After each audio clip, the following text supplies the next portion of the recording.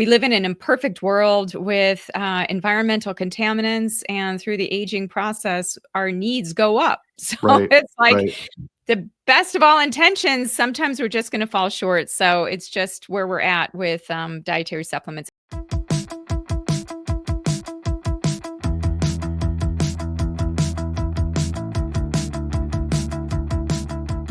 Hey, everybody. Thanks so much for tuning in to the First Optimal podcast. Really glad you're here. Really excited to jump into some content today with Deanna Minich, and she is going to be diving into all kinds of fun things that are not my area of expertise, but I'm excited, as often happens with our guests. But I'm excited to have her on. She's a PhD, well researched in clinical nutrition, functional medicine, and I'm sure a bunch of other things that she'll be able to fill us in on today. So thanks so much for coming to the show. I really appreciate you joining us. Oh, thanks for having me, Joe. I'm curious to see where our conversation is going to go. It sounds like we're going to cover a lot of different topics. As am I. As am I. So, yeah, I thought just for the audience out there, just to set things up a little bit, can you talk a little bit about your journey getting into this space? Obviously, being an expert, going through PhD course and multiple other advanced certification and trainings. Like, what was your inspiration to do that? And can you walk us through that journey? Yes, I would say it started when I was very young. I had a health conscious mother in the 1970s, and she turned me on to nutrition, what we were eating, how we were living, and even, there was kind of this connection between food and faith. So she got really into her faith, she got really into nutrition, and I think that that set the stage for me just to be curious about my food and what I was taking in. So fast forward to when I was a teenager, early 20s, I really liked science. I decided to go to college and study biology. I was pre-med.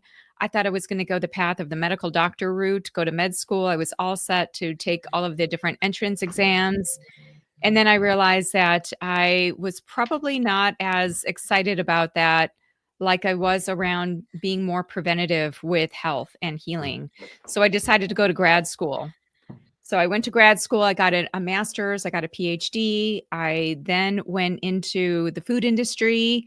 I then went into the dietary supplement industry, started writing books. So that's it in a nutshell. Sure. You mentioned something there too in your journey. Can you talk a little bit about I'm sure at a later stage here we'll get into the weeds a little bit more on it, but like the supplement industry, what was your introduction to that and what pulled you in that direction? That was so interesting. So I was in a large Fortune 100 food industry, and then I became curious about supplements because I went into clinical practice while I was working at the food company. So I started to again get into health and just realizing that it was multifaceted, and I started moonlighting, and kind of on weekends I would start to work at a clinic, and I at this clinic I worked with a psychiatrist, a chiropractor, and it was me. And Mm, I noticed that the chiropractor was using supplements, which in school I didn't really get a lot of training on supplements. I mean, keep in mind I went to school in the 1990s, mhm. and it was all about, food. And at that time, it was all about functional foods like adding lutein to prune juice and talking about eye health. But there really wasn't this groundswell of dietary supplements in quite the same way that we see today. So at that time, I was kind of curious. They were using a lot of metagenics products.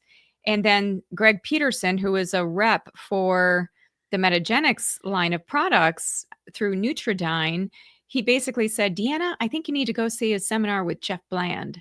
I think you would really like him. And so I didn't even know who Jeff Bland was. I Mhm. went to go see a seminar from Jeff Bland. Jeff Bland, for those of you listening, is the father of functional medicine, quite a charismatic speaker, synthesizer of information. And it was like, whoa, what just happened? That was so fascinating. So then I realized that Jeff Bland was connected to a company, to Metagenics, and he also had this health com company that he had started. And so in 2003, I decided, hey, I think I'm going to go work with Jeff Bland. So I was on the research and development team with Dr. Bland and the other scientists there. back in May 2003 is when I started, and I was there for like 10 years. So I really got to know the supplement industry. I came in as a formulator and then Mm, left the company as vice president of scientific affairs. So I did a lot of education. I worked in the clinic. I did continue to help to formulate products. I had a better understanding of quality control measures of supplements, being that the R&D facility was pretty close to the manufacturing facility. So, you can kind of get a window into what that was about. And I was also doing a lot of education for health practitioners. So I would go out and educate doctors on supplements, how to use supplements. And, because we don't get a lot of that as sure. part of training, right?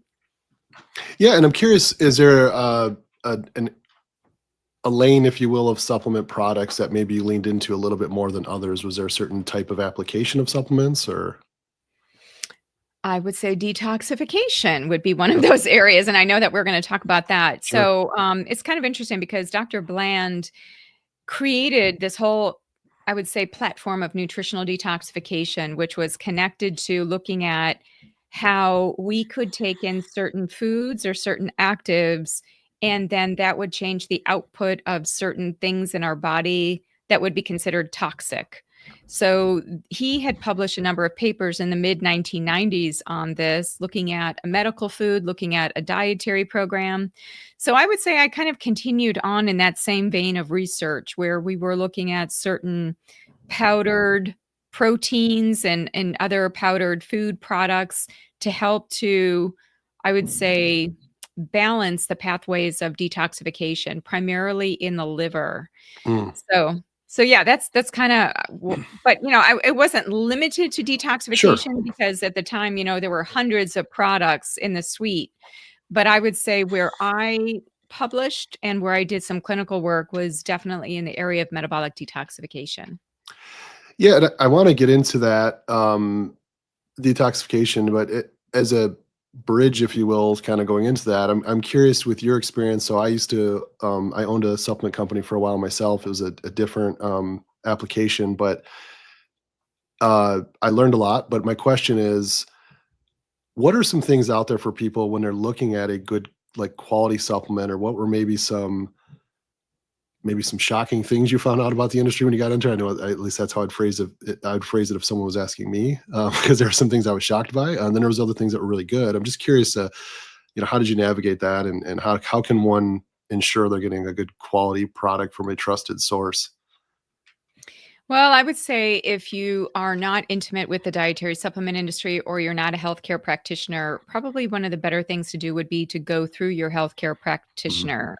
And the reason why is because there are certain supplements that are in the health practitioner channel.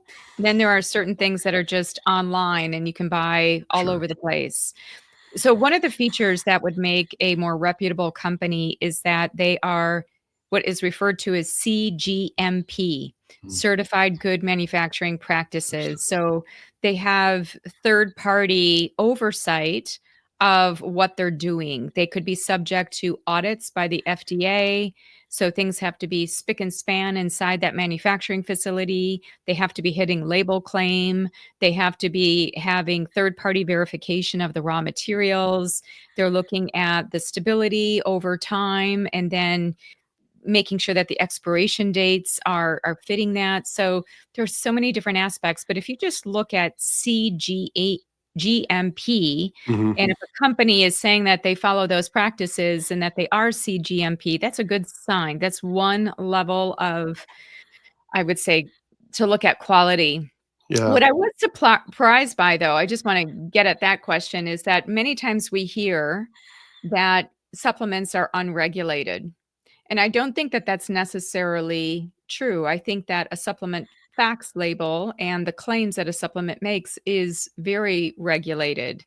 And so there is some oversight there. So I think that there's some misconception that, oh, supplements are just, made in somebody's garage and, they're Sure. just putting these things together. But the thing is that you do have a broad spectrum of different companies within that space, which may or may not be adhering to good quality practices. Yeah, no, I appreciate that because it was I recall Amazon changed their policies a little over a year. No, geez, was that 2 years ago?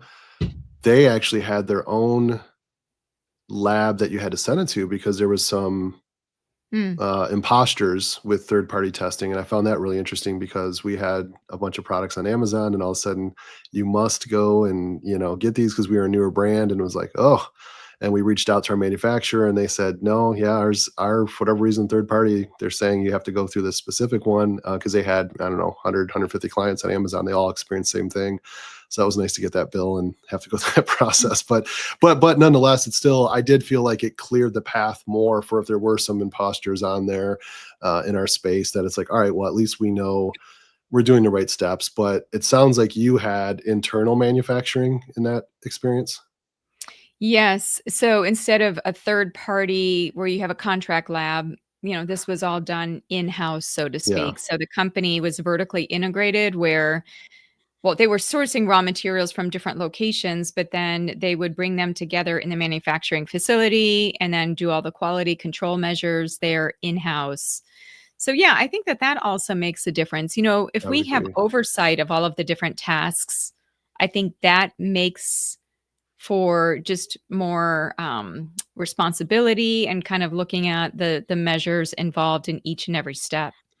Yeah, and I want to get to detox, but I think one last thing out there because we have a lot of people that listen in that are, obviously we're this is going to be on social media and they're seeing things on social media. Not all of it's inherently bad, but I do think looking at who's on that panel, you mentioned, sounds like a heavy scientific, well-educated team of PhDs, in that are putting their name behind it, and they own the manufacturing. Like the other certifications are important, of course, but I think that also, in my mind, at least, puts a little bit more of the trust factor there versus, you know, fitness guru XYZ who best of intentions hires third party manufacturer that they have no oversight over, and then they're dealing with that. And I may be speaking of that from personal experience when I tested some first rounds of some testing, was like, this isn't what we ordered. So that was Yeah. grateful that we did that before putting out a product to our clientele that you learn very quickly, and at least in my experience, because it was initially third party manufacturing that we didn't have the control over, so there's a lot of trust there. Well, and you mentioned a good point about the scientific team or who is actually whose brain trust is actually Right. going into the making of the product. And the other thing I would say is that many products on the market and many supplements, what they do is there are raw materials that are brought in, and then often they use borrowed science in order to support the claim on the product. But the actual product itself in that format is not actually tested. It's just Mm, leveraging what has been done historically, right? And that's not, I mean, that's one level of evidence. But then a higher tier level of evidence is actually doing clinical testing on the actual actual product, product, yeah. right? So, and especially, I mean, I see this with, let's just go into menopause real quick because there are Mhm. so many women's health products. We know Yeah, that women are really keyed into supplements. They're looking for quick solutions. And so you go to the store and it's just like all of these different products that are sitting on the shelves. It's like, how do you know really which one to pick? right. So unless you're looking at quality and you're looking at the actual science, it becomes difficult in the moment to make that decision. Yeah, and I think, and tell me if you've seen this, but I see this a lot, is there's the how do I want to phrase it? Like the addition myth, or the fuzzy math around the phantom addition of a product. Like this one individual study, this one individual ingredient increased X, Y, and Z by 13%. This one, again, individual in that study, 23%. This one, 17.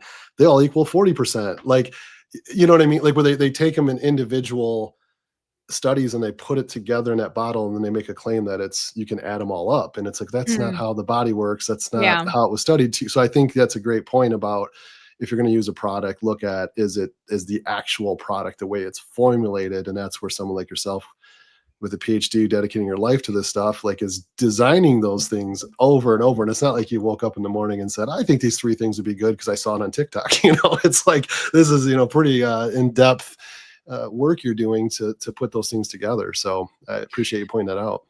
Well, the other point, Joe, is that there could be things that you're putting together or that are in a supplement that are actually contra being contraindicated for that actual Mm, kind of the efficacy, or it's mhm, interacting in such a way that is reducing the therapeutic benefit. So I'll give you an example. Like, if you have something in a melatonin supplement, like an herb that changes the metabolism of melatonin, and mm, there are many different herbs that can change melatonin activity, then you may ramp up or reduce the activity of melatonin. But it's only because there was another active in that supplement rather than having it as a standalone. So there's kind of like this nice benefit of having many different things in a supplement. We kind of colloquially talk about that as mixology, where you have like a mix of all these different things. And yeah. in our human mind, we think that that's like the best formula. But actually, it may be that we need to look at how the body metabolizes those things together. Does one thing accelerate the metabolism of something in there, or does it inhibit the metabolism? Are you changing the dynamics? And another example would be like vitamin C. Many times, what you see is synthesized ascorbic acid in a supplement. It's just, it's ascorbic acid, but it's without the full complement of all of the many different agents that you see normally in natural forms of vitamin C, where it occurs in foods. So, like bioflavonoids. So, there are many different things. Like, you can either impede something by having a Mm, mix of ingredients, or you can enhance the benefit, like with the vitamin C, adding in the bioflavonoids to make it more like its natural matrix form. So, I think that there's so much that goes into the formulation of a supplement. I was just on a webinar this morning and somebody was asking about, what about for my gene variants? What if I have gene variants, or, constitutionally, I don't metabolize certain B vitamins well? Does it have methylated B vitamins in that supplement, or does it have the active form of, certain things like vitamin D? Does it have vitamin D3 instead of vitamin D2?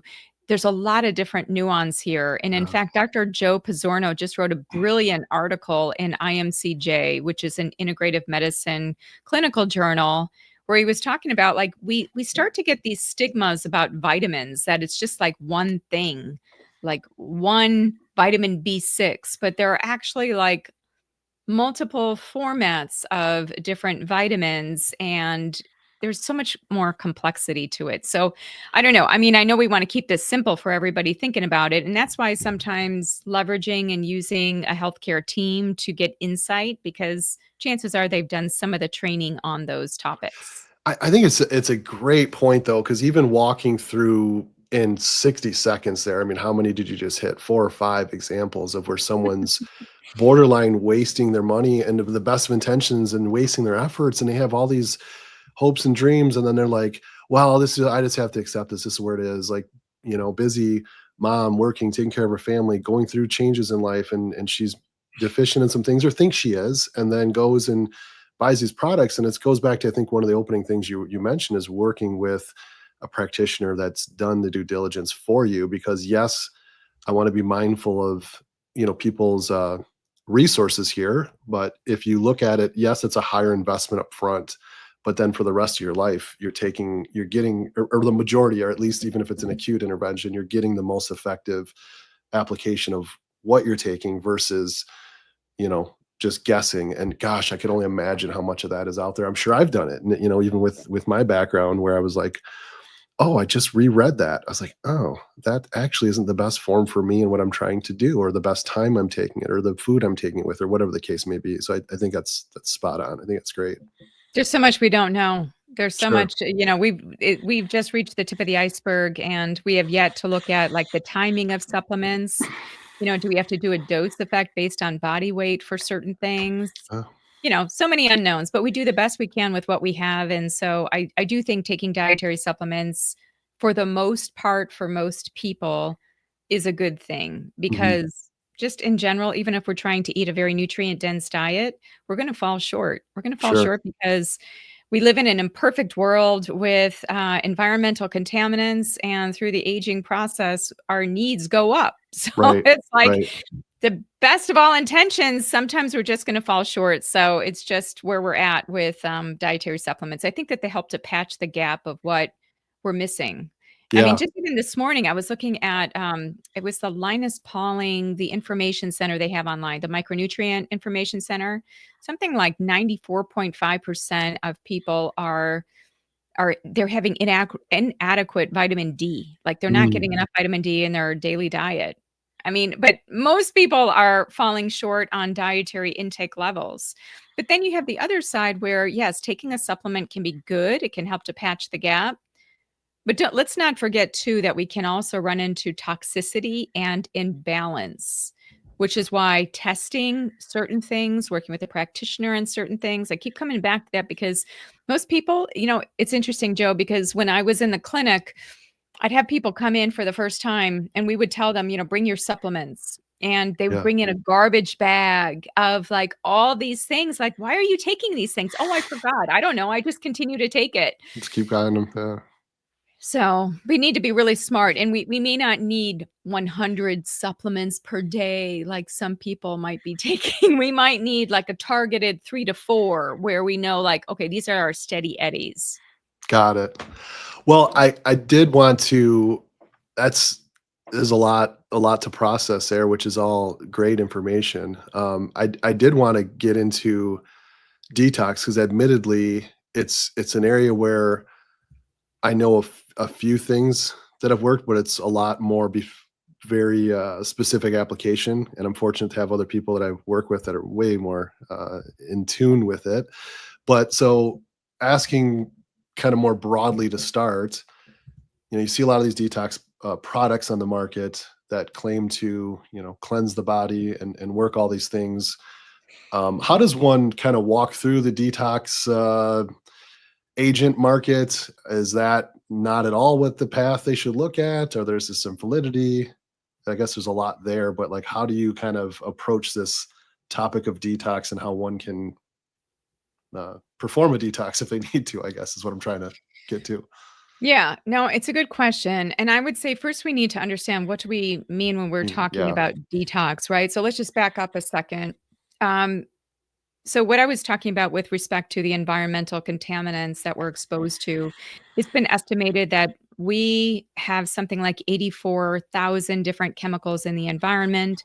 And oftentimes, when those chemicals come together, they're even worse. And so just think about it like at the moment that we're born, we start to accumulate in our bodies many of these different toxicants that are in the environment. That might be things like anything from a paraben, phthalate, something more potentially serious like a metal, like we would think of mercury, methyl mercury, like in fish sources. We also think about what's called persistent organic pollutants, so organochlorine compounds, so things that are used as a pesticide, insecticide, herbicide. Like all of those things really do matter. Like Mhm. they compound in our bodies because many of those different toxins like fat. So what happens as we get older, many times what ends up happening is we start to reduce our lean body mass, not always, but we tend to just if we're not doing anything to promote that lean Sure. body mass, it is going to go down and then our fat mass will start to go up. So the potential for bioaccumulation of many of these fat soluble toxins is greater. Mm, And we have less reserves to get rid of them. We're less efficient at getting rid of them over time through the aging process. So I've written a book. It's called Whole Detox. And one of my approaches to detoxification is to look at detoxification in a physical sense, like how do we get those toxins out of the body? But mhm. then also we need to acknowledge emotional health, mental health, and even spiritual health, which we can all get into. But I think the first place to start is like just check your body out in terms of its ability to eliminate. The first thing that we often think about is the gut. Mhm. So in functional medicine, it's just, start with the gut. When you don't know where to go, you start with the gut. Are you having Mhm. a regular bowel movement? Looking at kidneys and urination. How healthy are your kidneys? The other one I think about is the skin health, making sure that our skin is sweating, that we have proper production of things like oil. Because again, if it's oil, the sebum, we're getting out a lot of those different fat soluble toxins. I often think about brain detoxification, especially at night when we have increased lymphatic fluid flux and removal of waste from the brain that then it gets poured into our lymphatics and then we excrete that. I think about our breath and how, I mean, especially where I live in the Pacific Northwest, we have more in the way of wildfires now. Mhm. So just even the air particulates, but if you live in an urban area, just even having a lot of that particulate matter from pollution, and that impacts us. That's really hard to overturn that. So looking at breath and breathing, so we have a lot of different portals of getting things out. And that has been the argument for, oh, there's no such thing as a detox. The body is already equipped to eliminate substances, which is a true statement unless those portals of elimination aren't functional or that we have certain genetic variants, which makes some of those processes a little bit less efficient than they normally would be. So where do you start? It's like every day we could be thinking about like how do we minimize our toxic load? It could be simple things in the way of our food, our water, our air. So, what are the different things that we can be doing with food? Choosing organically grown food, really simple. Even washing organically grown food can help to reduce a number of the different residues.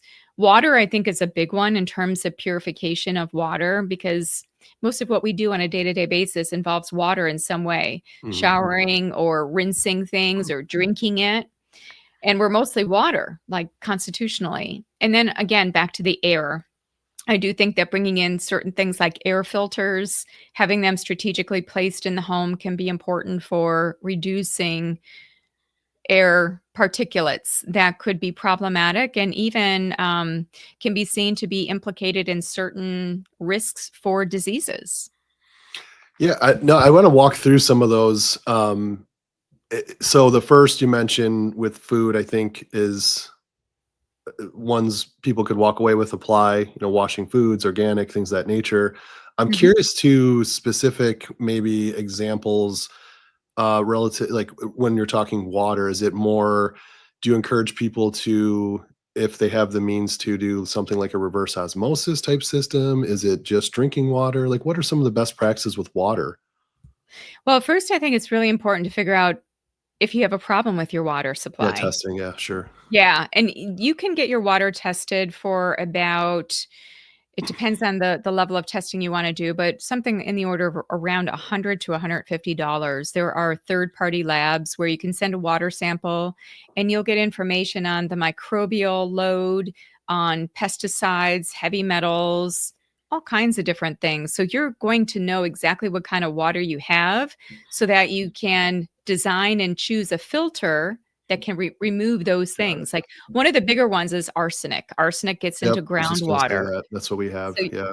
yeah, so you'd wanna be testing for that. Do you have problematic levels of arsenic? So the only reason I mentioned the testing as being important is because I'll give you an example of a case of, where I was doing a home visit to a man in his 80s, and, he had some health issues, and I thought, I'll just go to your house and, we'll do the consult there because I really like to do home visits, or at least back in the day when I had the time and my practice set up that way, it was so instrumental to see how people were living. Like, Mhm. if I had never gone to his house, I wouldn't have known that he had a whole refrigerator dedicated to plastic water bottles. And then I wouldn't have known to ask him, like, why are you drinking all this water out of plastic water bottles? And then he said, well, I just thought it was because my water was bad here. And I said, well, have you ever had it tested? And he said, no. And I said, well, why don't we just spend some money just to get your water tested? Well, the report came back. He actually had mineral water. Like the water had a higher pH, it had no contaminants. It was like the best of all spring waters that you could get. And Mm. here he was drinking every day out of these plastic water bottles, like single-use plastic water bottles. And I'm thinking, Wow. wasteful and also high plastic and also just not good quality water. Sure. So after we got that information, we realized he didn't even need a filter on his faucet. He Mm. was, it was all checked out. And I mentioned to him, you might want to check it out like on annual or biannual basis where you're just making sure that it stays clean. And he lived in an area where he could have a higher mineral water. Like he lived in a rural area. But for other people, like if they live and in an urban area, they get city water. Just don't know what you're getting per se. So both situations apply, rural or urban. You still want to test your water. And then from there, you can figure out, do I need a more pricey filter, like an RO filter? And if I do, how do I bring my minerals back into my Yeah. water? Because now you're going to lose the minerals that you would normally get with water. So I don't know. I just think it makes sense to do just a little bit of testing on the water that you have so that you can be strategic about the kind of filter that you need. Now, if you don't have disposable income in order to do that, what I would say is just even getting a very simple, just store bought filter. If you go to ewg.org, they have a number of different filters and you can see their price points. You can see what they take out. And so you can do a little bit of homework on that, but then you Yeah. don't still actually know um, it's a good place to start. It's a good Yeah. place to start in either direction, depending on your income and what you're able to spend. Yeah, I think it's another great point though you said of the minerals that are coming out of the water, too, is again going back to some of the earlier analogies, best of intentions, then someone perhaps is maybe wasteful or even worse, causing a deficiency somewhere else. Um, and I do find it interesting about air filters because I recall I was working for a larger health club chain, and they were really, really big around whether the validity to this, I honestly don't remember, but switching around their air filters and their systems. And I think a lot of this was, in response to like COVID and different illness and concerns. And I always appreciated that working at the company is very, very big on cleanliness and like routine filter changes, stuff like that. And so I think it's often something, it was funny professionally, like that was one of our, big things was the quality. And then I come home and almost forget I need to change my filter at home. Oh, Um, no. but so it's just but I'm just curious to when you were doing these at home consults or general recommendations or thoughts, is there more than, check it from when the manufacturer says, whether it's every 3, 6 months, et cetera? Is there anything else that you see as a best practice for air filters, or someone could maybe explore that a little more if they feel they might have some concern with air? Maybe there's some allergens Yeah. are popping up more in the household. Like, what are some of your thoughts there? Yeah. So the first thing I would think about is the quality of the filter and looking at things that you'd want to remove. And I would add to the list mycotoxins. So just extracting mold from the air Mm. and as much as possible, right? Because that can be very debilitating for people with that constant repeat exposure. So, and the other thing I would think about is location of the air filters. So, it depending on your square footage, ideally you would want one in the bathroom, one in the bedroom, and one in the kitchen area. That would be Mm. ideal. If you can't do all three of those, think about where you spend the most amount of time. If you only have the choice for one of those, then I would say probably the bedroom because you want a good non-toxic sleeping room because you're going to be spending about 7 to 9 hours in that room, hopefully, Sure. and sleeping, right? And so, and many times our oxygen consumption, we're breathing in a different way when we're sleeping than when we're just doing life tasks where we're moving around a lot. The only reason I think about the kitchen is because there can be fumes. Just think of any time you cook something on the stove. Many times we have things that get released in that process. So that's a good idea. I think about the bathroom more from the mold aspect. Yeah. So just kind of cleaning up that space with, especially if there's personal care product use, that's something we have to consider too, because, I think about aerosols or sprays that people use. Where do they tend to use them? They tend to use them in the bathroom areas or getting ready for the day or at night. So you want to like kind of scoop that up. So, and if you can't, again, do that in that way, I think that, again, the bedroom, the sleeping room, wherever you're sleeping would be probably the best way to do it. My favorite, do you want me to say my favorite air filter or does Sure. that Yeah. matter? Yeah. Okay. One of the one I have two different kind. No, we have four different kinds. My husband chose one of them and that's in one of our guest bedrooms. And then the other one we have is Austin Air, which is kind of an older filter. It's kind of big and clunky, but, I have a plant on top, so it's kind of like part of the decor. Sure. But the one I really like that is more modern and does get at mycotoxins is called Hatha Space. Hatha space. I love that one because it's really sleek. The air filter is really easy to change, and keep in mind that your air filter is only as good as the filter is good. Hmm. So you've gotta be, like, attentive, and I love the Hatha space one because you get a number on the top, so you can see where if you have an increased air quality index where the number's going up, meaning that there are more particulates in the air, you can kind of see that the air filter is changing its speed and it's working, and you can get a readout immediately. So I love the Hatha Space one, and they're not very expensive. Oh, that's great. Yeah, so that is definitely something I'd be thinking about in terms of a home, or even if you work in a different place, to think about maybe having a small air filter of some type in your workspace. Yeah, I think just the way the homes are built, at least in what I'm thinking of referencing in my area when I'm, it's very, very minimal of what's actually built in there. So I think adding in different, resources, as you mentioned, for expanding that is key, because that's something, as you were talking, my wife and I have been talking about, because we noticed a little bit in the bathroom area that we felt like was problematic that we have to address. But that's, so I definitely wrote that down. I appreciate that selfishly.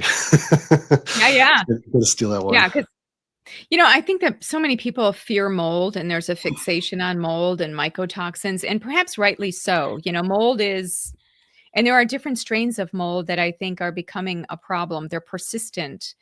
Um, but we've long existed with molds and fungi. So Mm, it's like we have to kind of think about, yes, avoiding in our environment and cleaning up our environment, but we also help to fortify our pathways in the body so that we can effectively move things through and not be affected by them, like focusing on our immune system, right? So somebody who is immune compromised might be more susceptible to biotoxin burden through the molds or through different constituents in the environment. But look at where you spend the most amount of time, and look at how you feel when you're in certain places. Like, I remember working with a woman many years ago, and she worked from home.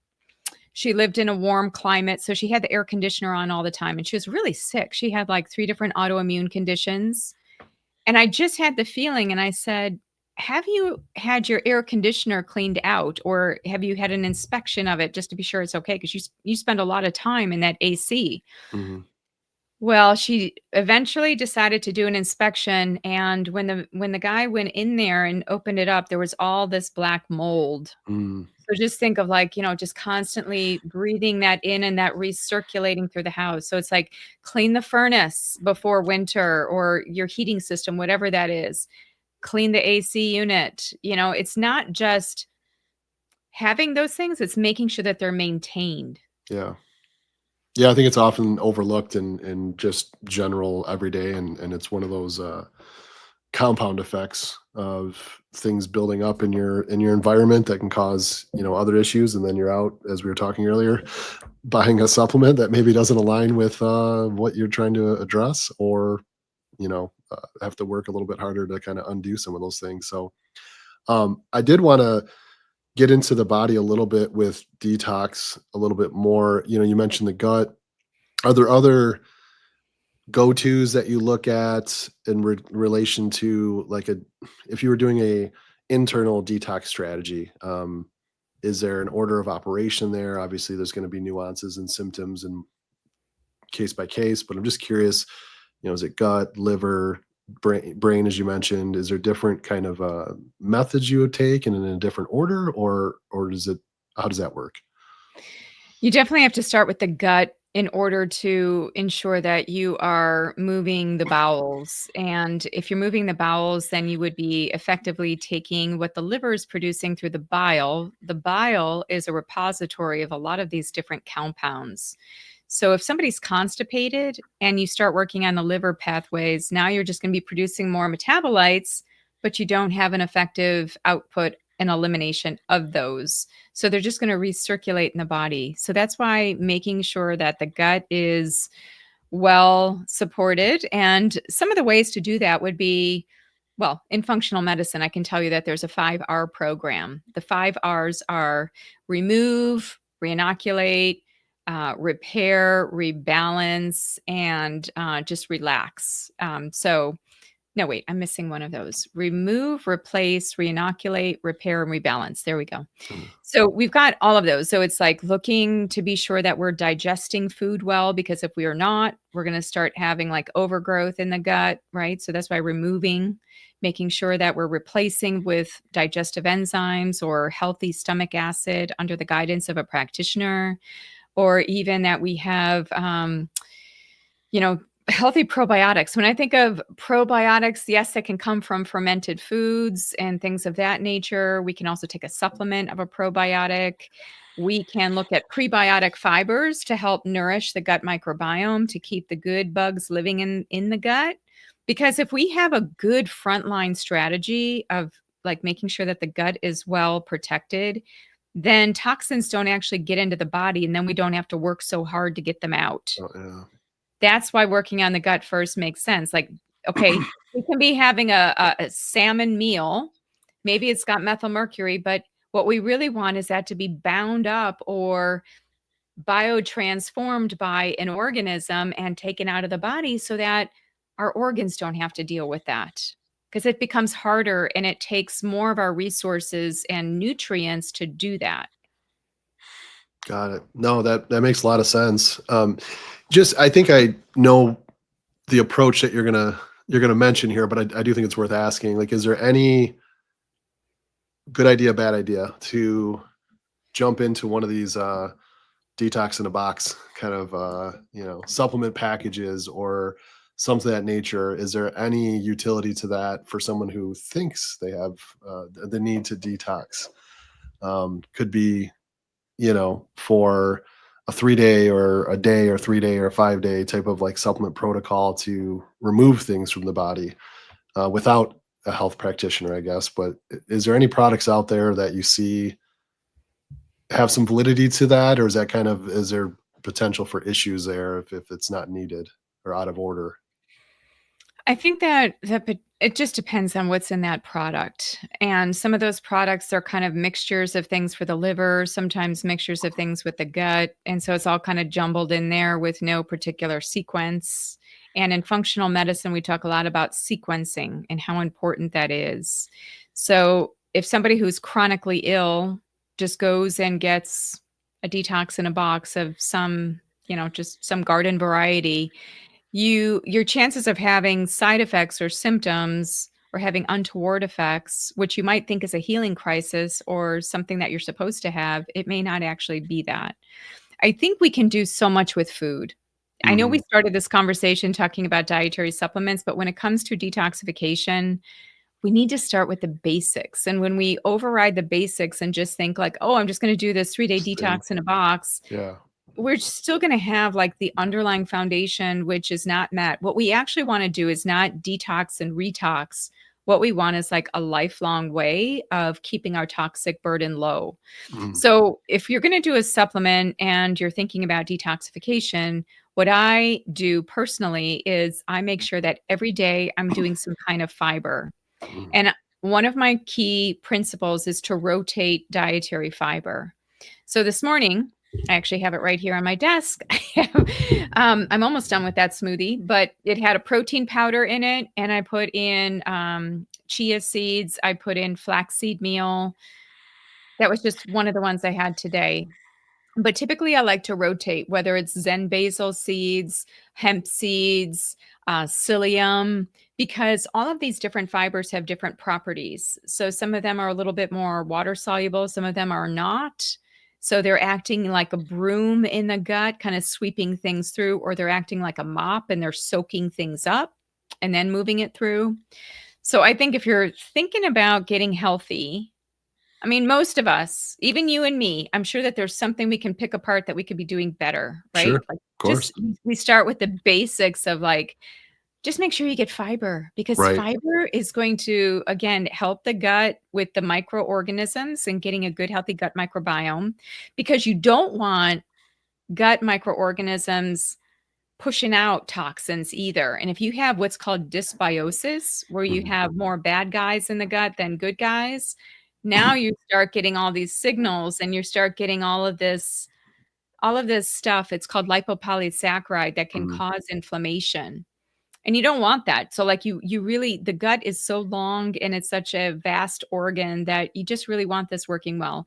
So, I would say focusing on food and making sure if you're gonna do a supplement in this way, bringing in different varieties of fiber. Now, the key with fiber is that you have to ensure enough hydration because otherwise the fiber can actually constipate you. Mhm. And I have seen that clinically where people get all gun ho.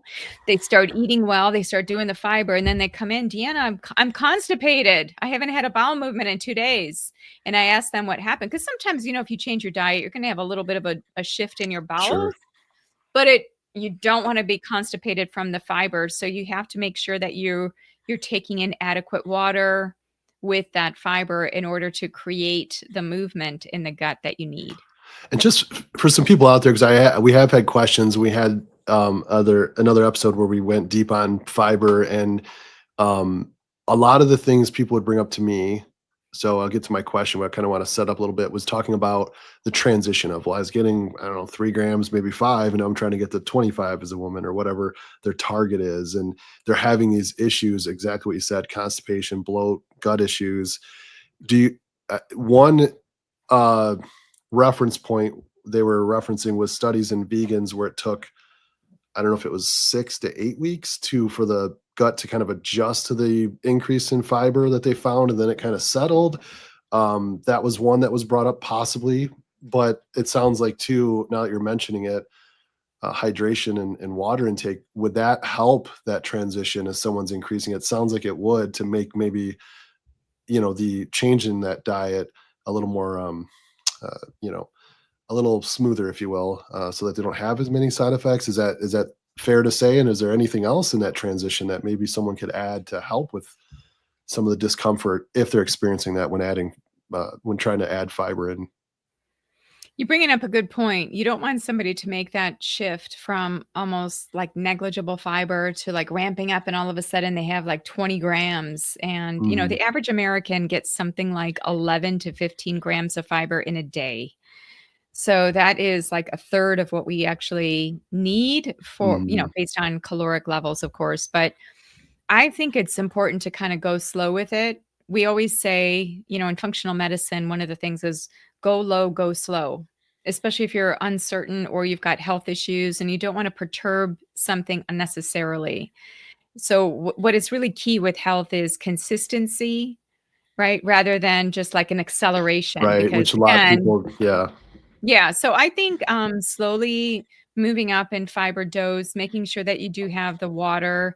Maybe there are certain fiber sources that are better than others for certain people. Like, one of the ones that I saw clinically that people seem to have a more moistening effect was the flaxseed meal. So not the flax seeds, but the meal. So you have to take the seeds and either buy them ground up or you grind them in a coffee grinder. Flaxseed meal combined with water tends to be more lubricating and just easier for people.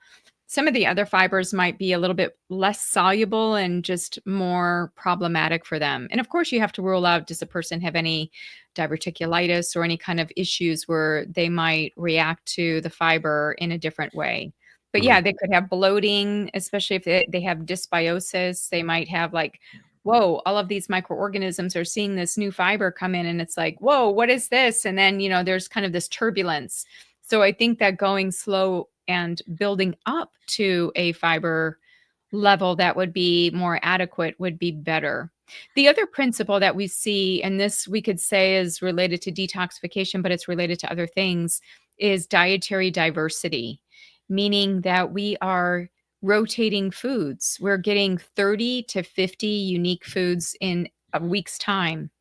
And I think what happens with people with just in general, just life, is we kind of have a structure to living and we get in these food ruts where we're eating the same thing for breakfast. And it's just like we don't really extend out beyond our usual palette of offerings. And so I do think that moving out of our food ruts and getting more dietary diversity is also one way to avoid the bioaccumulation of toxins Because if you're rotating foods, you're not like compounding and just having one thing and it's like increasing in the body. Like I think about that even with like butter or oils, right? Like if you have the same butter and maybe there's some degree of like we now know about the forever chemicals in the packaging. So, you want different kinds of I mean, I'm not very brand loyal with certain things because I do think that diversification, even of the brand, depending on the quality of the brand, but making sure I'm not accumulating anything specifically that's in that one food.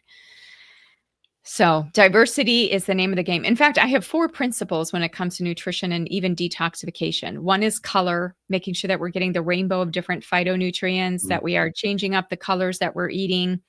Number 2, I think of creativity, being creative with food and how we put things together, trying out new foods, I think is important, creative combinations.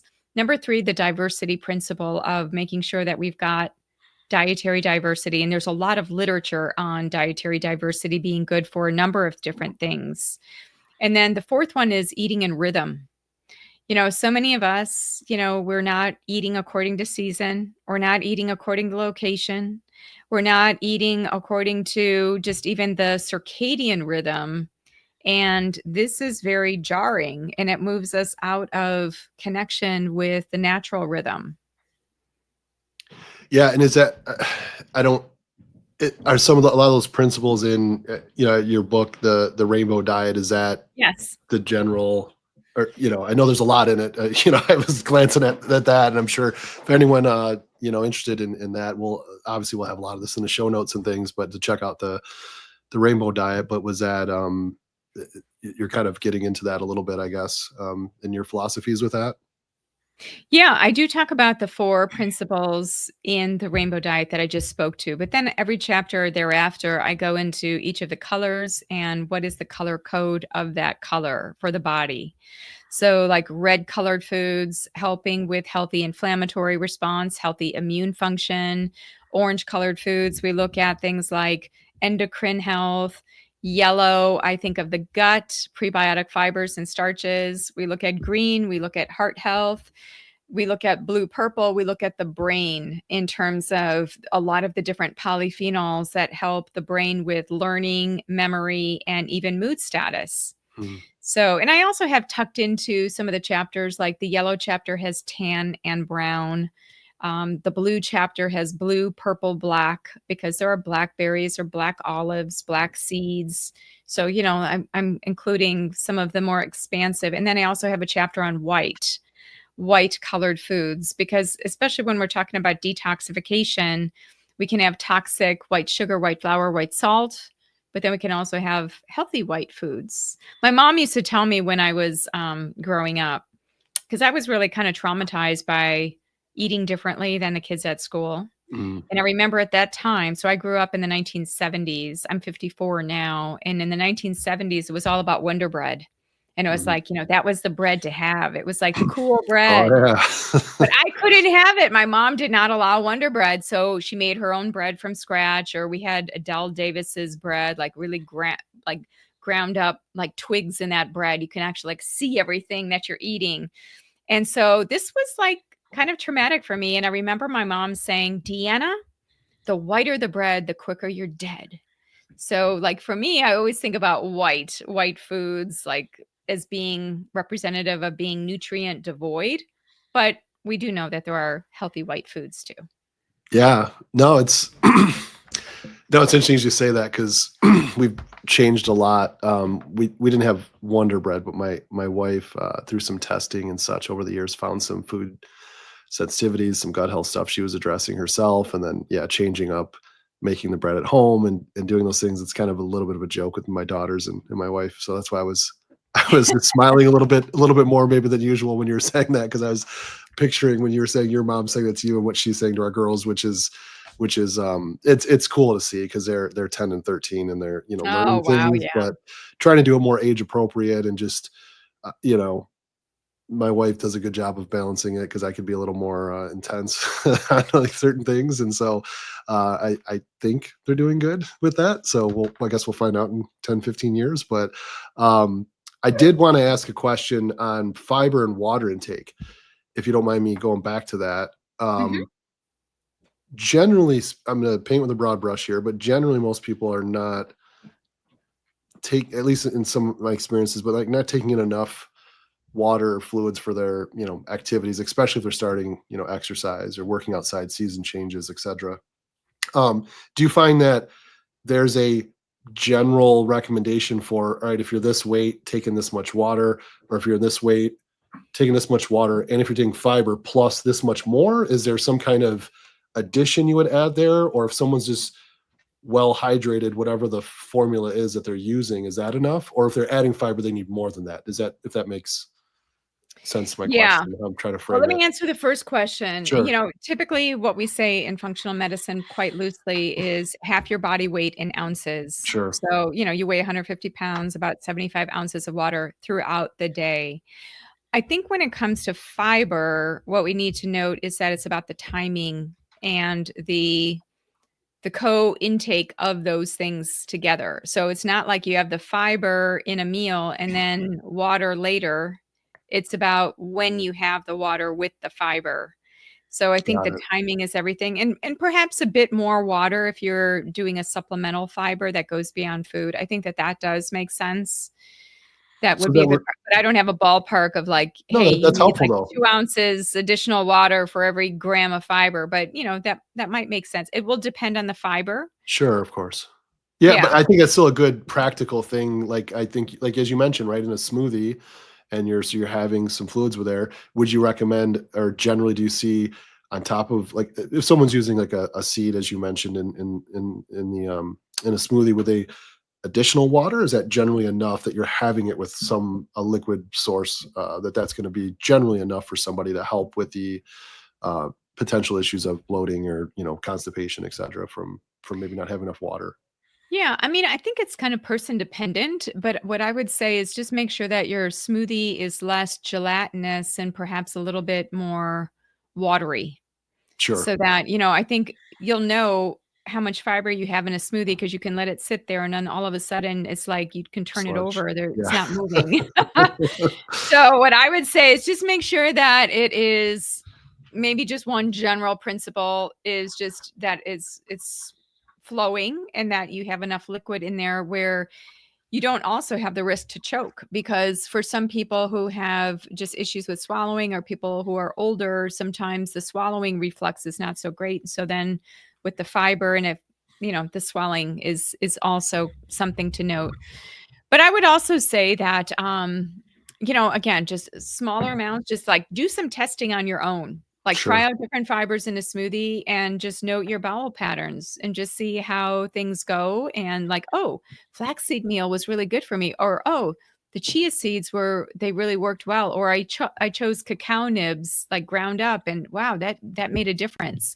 So I think everybody, this is the beauty of the body that I remember a massage therapist told me many years ago. He said, we spend our lives in bodies that we spend our whole lives like seeking to understand. Like Mhm. we just are figuring ourselves out like Right. moment to moment, right? And things are going to change. Even like this year could be a little bit different than in 5 years' time who we are as people, like in our bodies and what we can tolerate. Which is why sometimes, like with your wife, if she did some food testing and she's sensitive or allergic, intolerant, maybe in 3 years she's not sensitive or allergic or intolerant to those foods anymore. Like there can be like an opening. Yeah. Or she may have new allergies where she dealt with whatever she was dealing with certain ones and now she has to look at these other things. So we're always dynamic. We're not static.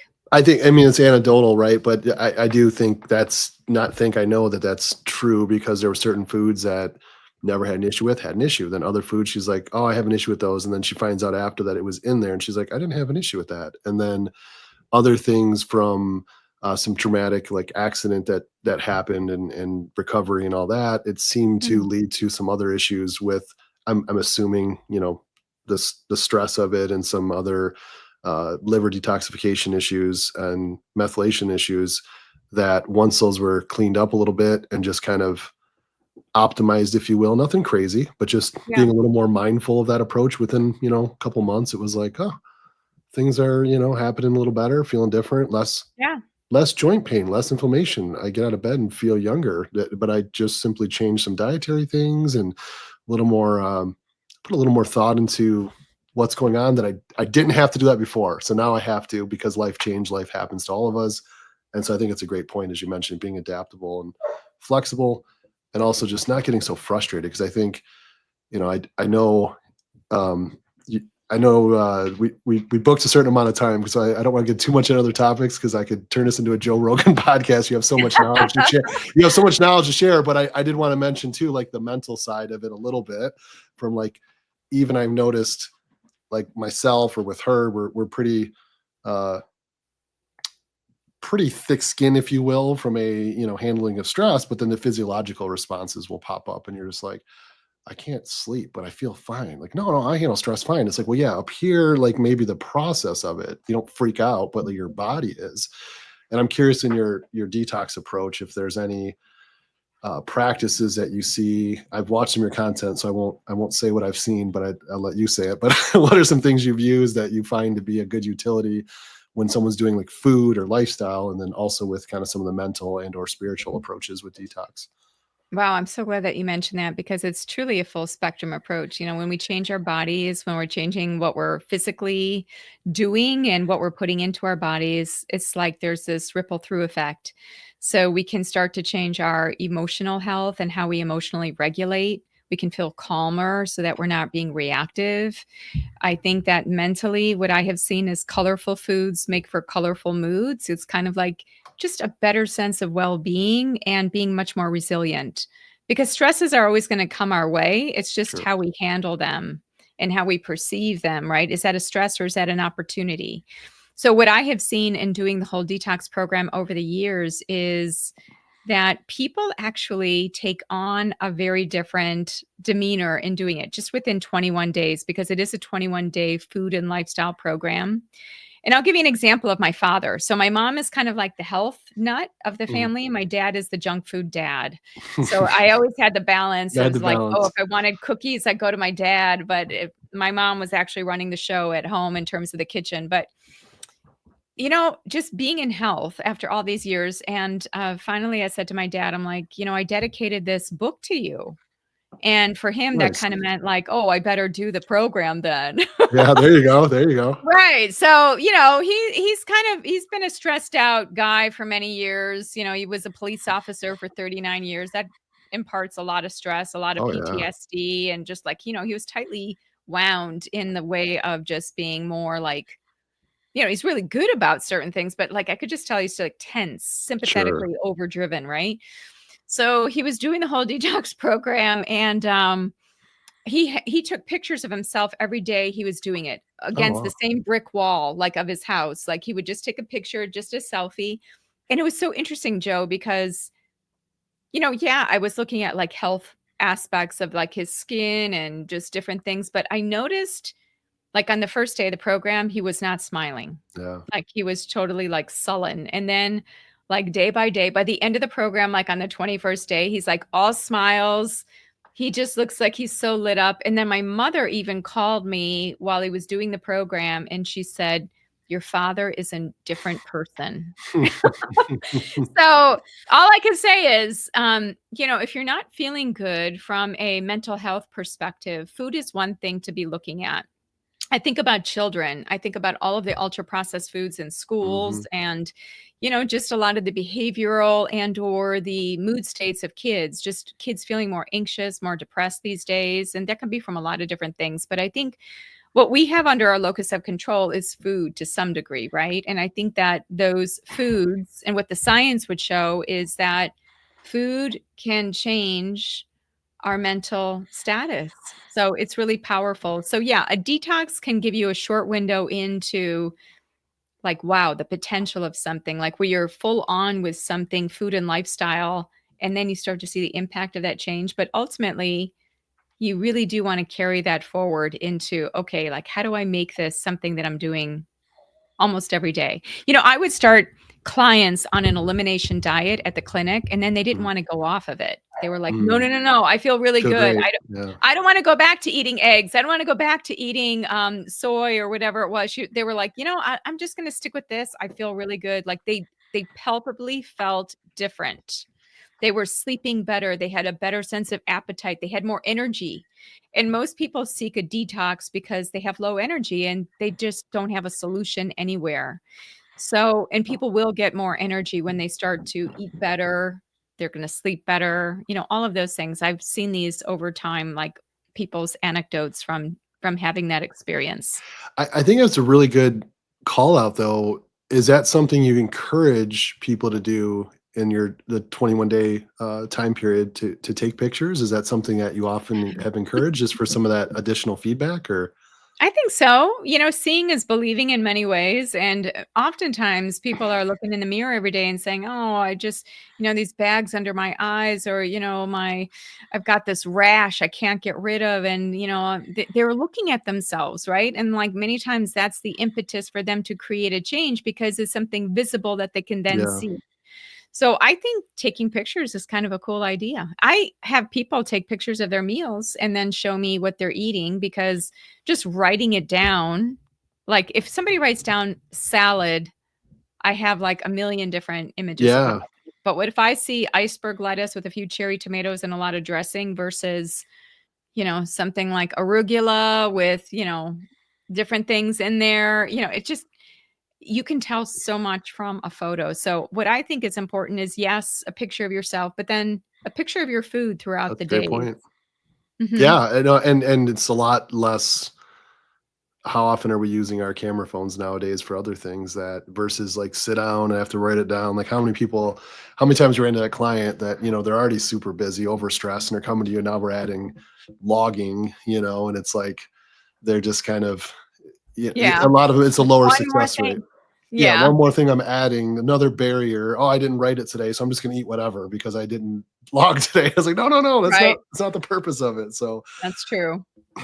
well, I really appreciate you coming on, and I know we we booked your time today. I want to be respectful of that because if you allow me, I'll steal you all day. So no, but tell everybody out there, where they can find you. We're gonna have it in the show notes. We'll have some Sure. other content we're gonna pump out about some of your different programs and where to find you. But just for those listening in, can you share where they can find you, more about Sure. you? The best place to find me is on my website, which is deannaminich.com.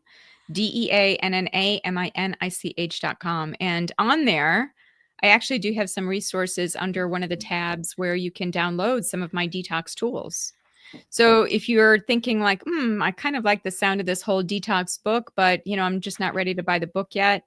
And you want to just kind of see what I have under the resources tab, you're free to like all the way, if you scroll to, because I think it's alphabetical. So you've got to scroll towards the bottom and you'll see some tools that say whole detox guidebook and some of those types of things. So look on there and oh yeah, there you go.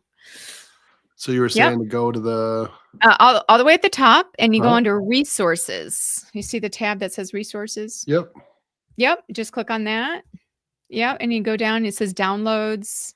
downloads. Okay, Yep. I might have clicked something above it. Let's And see. if you go Everyone all gets the to see how way slow I am. How slow my connection is today. I was watching. I apologize. I promise it's not our site. It's my connection. Did you want me to go to downloads? Is this downloads? downloads, yeah, the Oh, second one. Mhm. apologies. I No, clicked that's too okay. fast. I got excited. Well, no, this is a treat to actually be able to show everybody because just telling people it's not as memorable. For And I do, sure. these are just free tools that people can use and start to experiment with.